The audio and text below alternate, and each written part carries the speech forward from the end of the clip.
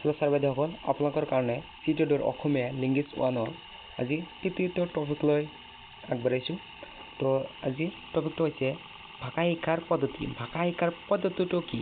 আমি যে ভাষা শিকোঁ, এই ভাষা শিকাৰ বিভিন্ন ধৰণৰ পদ্ধতি আছে। এই পদ্ধতিৰ ফলত আমাৰ ভাষাটো উন্নত হ'ব। তো কোনটো পদ্ধতি শিকিলে আমি ভাষাটো ভালকৈ শিকিব পাৰিম, সেইটো আজি ডিছকাছ কৰিম। তো প্ৰথমে আমি জানিব লাগিব সংজ্ঞা।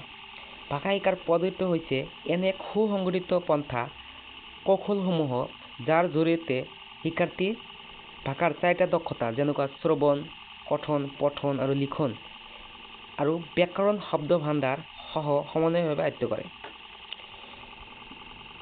তাৰপিছত ইয়াৰ মূল বৈশিষ্ট্যবিলাক ডিছকাছ কৰিম। শিক্ষাৰ্থীক কেন্দ্ৰ কৰি শিকোৱা লাগিব। অভিজ্ঞতাৰ পৰা শিকাৰ সুযোগ সৃষ্টি কৰিব লাগিব। প্ৰথমে যিটো শিকে অভিজ্ঞতা জানে, জ্ঞান আছে, সেইটোৰ পৰা আমি শিকা আৰম্ভ কৰিব লাগিব। তাৰপিছত সংযোগ স্থাপন, কমিউনিকেশ্যন উন্নত কৰিব লাগিব। তাৰপিছত ক্ৰিয়ামূলক আৰু অংশগ্ৰহণমূলক হয়। তাৰপিছত সৃজনশীলতা, ক্ৰিয়েটিভিটি আৰু চিন্তা শক্তিৰ বিকাশ ঘটাব লাগিব। তাৰপিছত বিভিন্ন সামগ্ৰী আৰু সহায়ক মাধ্যম ব্যৱহাৰ কৰিব লাগিব। তাৰপিছত বাস্তৱ জীৱনৰ লগত সম্পৰ্ক স্থাপন কৰিব লাগিব। তাৰপিছত ভাষা শিকাৰ মেইন প্ৰধান পদ্ধতিসমূহ এতিয়া আলোচনা কৰিম। প্ৰথম হৈছে ব্যাকৰণ অনুবাদ পদ্ধতি, very important, grammar translation method. এই মেথডত ব্যাকৰণৰ নিয়ম শিকোৱা হয় আৰু অনুবাদৰ ওপৰত গুৰুত্ব দিয়া হয়। তাৰপিছত 2 নম্বৰ হৈছে প্ৰত্যক্ষ পদ্ধতি, ডাইৰেক্ট মেথড, কথোপকথন আৰু দৈনন্দিন পৰিস্থিতিত ভাষাৰ ব্যৱহাৰ। যেতিয়া ডাইৰেক্ট পদ্ধতিত যেতিয়া কোনো এটা মানুহৰ লগত আমি ডাইৰেক্ট কথা পাতোঁ, তেতিয়া আমি বিভিন্ন ধৰণৰ ভাষা শিকোঁ। আৰু দৈনন্দিন পৰিস্থিতি, আমাৰ দৈনন্দিন পৰিস্থিতিত হ'বলগীয়া, বাস্তৱ জীৱনত হ'বলগীয়া বিভিন্ন ধৰণৰ ভাষা আমি শিকোঁ। এইটো আমাৰ ডাইৰেক্ট মেথড পদ্ধতিত পৰে। তাৰপিছত শ্ৰৱণ কথন পদ্ধতি, অডিঅ' লিংগুৱেল মেথড। যেতিয়া আমি কোনো এটা ভাষা আমি শুনাৰ জৰিয়তে আমি শিকোঁ, সেইটো অডিঅ' লিংগুৱেল মেথড শ্ৰৱণ কথন পদ্ধতিত পৰে। শ্ৰৱণ আৰু অনুকৰণ, যিটো আমি কপি কৰোঁ, মানুহৰটো ফ'ল' কৰোঁ, যে সি এইটো আম ক'লে, আমি শুনিলোঁ, কপি কৰিলোঁ, আমি কিতাপৰ পঢ়া নাই, কপি কৰি শুনিলোঁ যে এইটো আম। তো এইটো শ্ৰৱণ কথন পদ্ধতিত পৰে। তাৰপিছত আছে কমিউনিকেটিভ মেথড, যোগাযোগ পদ্ধতি। যোগাযোগ ক্ষমতা গঢ়ি তোলাৰ ওপৰত গুৰুত্ব দিয়া হয়। আমি মানুহৰ লগত কেনেকৈ কথা ক'ব লাগে, ডাঙৰ লগত কেনেকৈ কথা ক'ব লাগে, সৰুৰ লগত কেনেকৈ কথা ক'ব লাগে, এই যে এটা এক্টিভিটি আমি শিকোঁ, সেইটো হৈছে যোগাযোগ মেথড, কমিউনিকেটিভ মেথডত পৰে।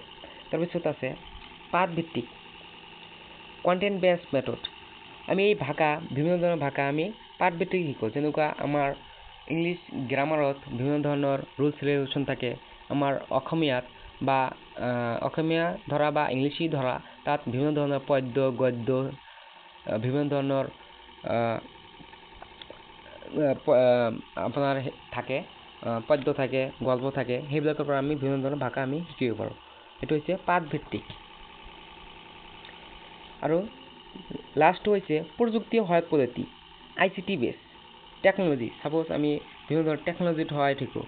চিত্ৰ, ছাপ'জ আমি যেতিয়া কাৰ্টুন দেখোঁ, সৰু ল'ৰা ছোৱালী কাৰ্টুন দেখে, তেতিয়া তাত ইংলিছত কথা পাতে বা বেংগলীত কথা পাতে বা অসমীয়াত কথা পাতে বা হিন্দীত কথা পাতে বা উৰ্দুত কথা পাতে। সেইবিলাক চাই আমাৰ ল'ৰা ছোৱালীয়ে কি কৰে, ভাষাটো শিকে। এইটো কিহৰ সহায়ত শিকিলে? টেকন'লজিৰ সহায়ত শিকিলে, ICTৰ সহায়ত শিকিলে, অডিঅ' ভিডিঅ'ৰ যোগেদি শিকে। এইটো হৈছে ICTৰ ভিতৰত পৰে। তো আপোনালোকে এতিয়া ভাবি আছে এইবিলাকৰ পৰা কুৱেশ্যন কেনেকৈ আহিব। তো এইবিলাকৰ পৰা কুৱেশ্যন এনেকৈ আহিব, আপোনালোকে ধৰিব লাগিব যে কোনটো পদ্ধতিত ভাষাটো শিকিছে। ছাপ'জ মই এটা এতিয়া কুৱেশ্যন কওঁ যে ক্লাছ 2ৰ এজন ল'ৰাই মোবাইলৰ পৰা কাৰ্টুন দেখি ভাষা শিকে। এই যে দেখে, এই পদ্ধতিটো কোন পদ্ধতিৰ ভিতৰত পৰে? অপশ্যন থাকিব শ্ৰৱণ পদ্ধতি, পাঠভিত্তিক পদ্ধতি, ICT, প্ৰযুক্তি সহায়ক পদ্ধতি, ব্যাকৰণ উন্নত পদ্ধতি। তো অপশ্যন আপোনালোকে কোনটো দিব? তো অপশ্যন নিশ্চয় হ'ব ICT পদ্ধতি, কিয়নো কাৰ্টুন দেখি শিকে, বিভিন্ন টেকন'লজিৰ মাধ্যমত শিকে। এইটো হৈছে ICTৰ ওপৰত হ'ব। তো আপোনালোকে ধৰিব পাৰিছে কুৱেশ্যনটো কেনেকৈ হ'ব। আপোনালোকে জাষ্ট কনচেপ্টটো ক্লিয়াৰ কৰিব যে কোনটো বিষয়ত, কোনটো পদ্ধতিত কি কেনেকৈ শিকে ভাষাটো, এইটো আপোনালোকে জাষ্ট মনত ৰাখিব। তো ইয়াৰ উদ্দেশ্যসমূহ এতিয়া ডিছকাছ কৰোঁ। উদ্দেশ্যসমূহ কি কি? ভাষাৰ 4টা দক্ষতা আয়ত্ত কৰাৰ ক্ষমতা গঢ়ি তোলা।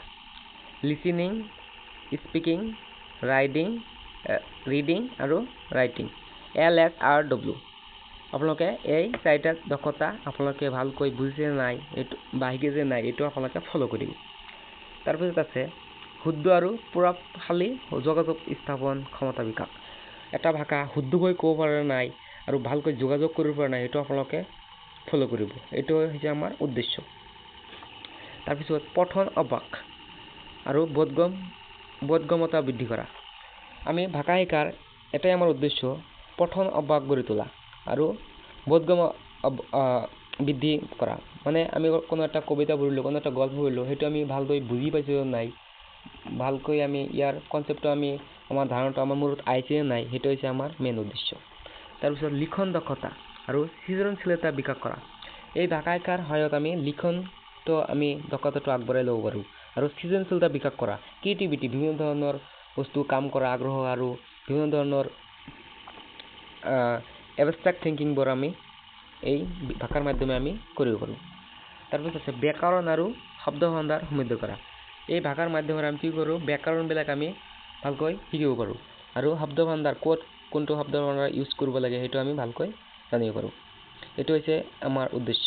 তাৰপিছত আছে আত্মবিশ্বাস আৰু অংশগ্ৰহণ আৰু সহকাৰিতামূলক মনোভাৱ গঢ়ি তোলা। ভাষা শিকাৰ আমাৰ কি কৰিব লাগিব, আত্মবিশ্বাস গঢ়ি তুলিব লাগিব আৰু বিভিন্ন ধৰণৰ প্ৰতিযোগিতাত আমাৰ কি কৰিব লাগিব, অংশগ্ৰহণ কৰিব লাগিব আৰু এইবিলাক মনোভাৱ আমাৰ গঢ়ি তুলিব লাগিব। এইবিলাক হৈছে ভাষা শিকাৰ প্ৰধান উদ্দেশ্য। তো এতিয়া আমি কি পইণ্টছবিলাক ডিছকাছ কৰিম। ই এটা একক পদ্ধতি নহয়, বহু পদ্ধতিৰ সমানে উত্তম ফল দিয়ে। শিক্ষাৰ্থীৰ বয়স, ক্ষমতা, আগ্ৰহ আদি পৰিৱেশ অনুযায়ী পদ্ধতি বাছি ল'ব লাগে।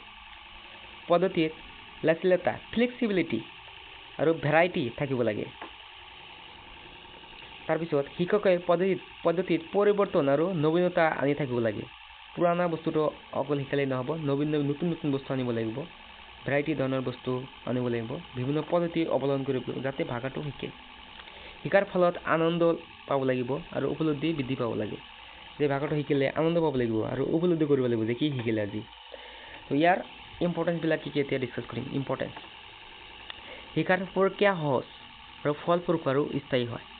ভাষাটো শিকিলে কি হয়, আমাৰ শিকাৰ প্ৰক্ৰিয়া সহজ হৈ উঠে আৰু ফলপ্ৰসূ হয় আৰু স্থায়ী হৈ উঠে।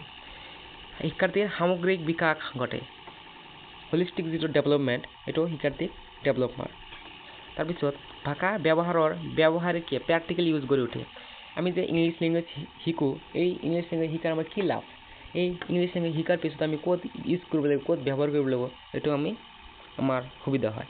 এইটো প্ৰেক্টিকেল ইউজ কৰি উঠে। চাপ'জ আমি ইংলিছ শিকিছোঁ, ইংলিছ শিকি ঘৰত বহি থাকিলে নহ'ব, ইংলিছ কথা ক'ব লাগিব, বিভিন্ন প্ৰতিষ্ঠানত গৈ বিভিন্ন ঠাইত গৈ আমি ইংলিছত কথা ক'ব লাগিব। চাপ'জ আমি যদি এতিয়া ক'ত যাওঁ, দিল্লীত ফুৰিব যাওঁ, তেতিয়া তাত আমি হিন্দী ক'ব লাগিব, কিয়নো তাতে হিন্দী বেছি কয়, সেইকাৰণে আমি তাতে হিন্দী ইউজ কৰিব পাৰিম। সেইকাৰণে আমাৰ ভাষা শিকাটো বহুত জৰুৰী। তাৰপিছত শিক্ষক শিক্ষাৰ্থীৰ সম্পৰ্ক সুদৃঢ় হয় আৰু কি কৰে, ভাষা শিকিলে এটা ছাত্ৰই শিক্ষকৰ লগত কথা পাতিলে ভালকৈ বুজি পাব। যেতিয়া এজন শিক্ষক হিন্দী ভাষী হয়, আমাৰ অসমত আহিছে ক্লাছ কৰিবলৈ, তেতিয়া যদি আমি ছাত্ৰবিলাক অসমীয়াত কথা পাতে কিন্তু ছাৰজনে ভালকৈ বুজি নাপাব, কিন্তু সেই ছাত্ৰজনে যদি হিন্দীত কথা পাতে ছাৰজনে ভালকৈ বুজি পাব। সেইকাৰণে কৈছে যে ভাষা শিকিলে আমি ছাৰ আৰু ছাত্ৰৰ মাজত কমিউনিকেশ্যনটো, যোগাযোগটো ভালকৈ হয়। তাৰপিছত সম্পৰ্কটো সুদৃঢ় হয়। তাৰপিছত পঢ়া লিখা কৰা ভাবৰ ক্ষমতা বৃদ্ধি পায়। এই ভাষা শিকিলে আমাৰ কি হয়, পঢ়া লিখা কৰাৰ ভাবৰ ক্ষমতাটো বৃদ্ধি পায়। আমি যদি ভাষাটোৱেই নাজানো তেনেহ'লে আমাৰ ইংলিছ পঢ়িব মন নাযাব। যেতিয়া আমি ভালকৈ ইংলিছ লেংগুৱেজটো আমি জানিম, বিভিন্ন মিনিংটো জানিম, গ্ৰামাৰ ভোকাবুলাৰী ক'ত ইউজ হয় সেই বিষয়ে জানিম, তেতিয়া আমি ইংলিছটো পঢ়ি মজা পাম, ভাল লাগিব, ইণ্টাৰেষ্ট আহিব। সেইকাৰণে আমাৰ ভাষা শিকা বহুত জৰুৰী। তাৰপিছত ভাষা ভৱিষ্যতৰ শিক্ষণ আৰু জীৱনৰ সফলতা সহায় কৰে। এই ভাষাই কি কৰে, আমাৰ ভৱিষ্যতৰ শিক্ষণত সহায় কৰে আৰু জীৱনৰ সফলতাত সহায় কৰে।